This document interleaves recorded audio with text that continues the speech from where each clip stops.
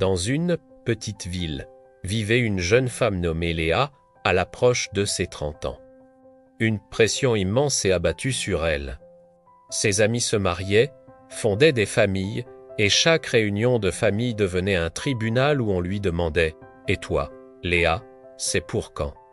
Le temps presse, tu ne vas pas rester seule toute ta vie ?»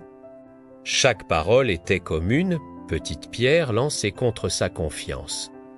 On lui présentait des prétendants, de bons partis des hommes, mais dans son cœur, Léa sentait que ce n'était pas juste. Elle avait une conviction profonde, une promesse chuchotée par Dieu dans ses prières, « Attends, fais-moi confiance ». Les gens ne comprenaient pas. Certains la traitaient de trop difficile, d'autres se moquaient gentiment, disant qu'elle finirait vieille fille avec ses chats. Les invitations au mariage devenaient douloureuses. Elle souriait, félicitait les heureux couples, mais en rentrant chez elle, les larmes coulaient. Les doutes l'assaillaient, et si j'avais tort? Et si Dieu m'avait oublié? C'était une lutte de tous les jours, un combat entre la voix du monde et la douce mélodie de la foi dans son cœur. Mais à chaque fois, elle choisissait de s'accrocher à cette promesse. Elle a décidé de ne pas simplement attendre, mais d'attendre activement.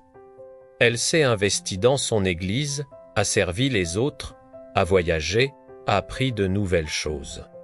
Elle a fait de sa saison de célibat une période de croissance et non d'attente passive. Puis, un jour, alors qu'elle ne s'y attendait plus, lors d'un voyage humanitaire, elle a rencontré Marc, un homme qui ne cherchait pas non plus à se caser à tout prix, mais qui cherchait d'abord le royaume de Dieu. Leur connexion a été instantanée, naturelle, paisible. Ce n'était pas un feu d'artifice hollywoodien, mais une douce évidence.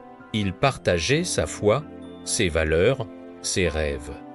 En le regardant, elle a compris pourquoi Dieu lui avait demandé d'attendre. Il ne la privait pas, il la préparait pour quelque chose de bien meilleur que tout ce qu'elle aurait pu imaginer ou choisir par précipitation. Aujourd'hui, Léa et Marc sont mariés et construisent une vie fondée sur un roc solide. L'histoire de Léa nous enseigne une leçon puissante: attendre le temps de Dieu n'est jamais une perte de temps. C'est un investissement dans votre paix future. L'obéissance, même quand elle est difficile et solitaire, attire toujours les bénédictions et la paix que le monde ne peut donner. Dieu vous voit, il a un plan parfait pour votre vie.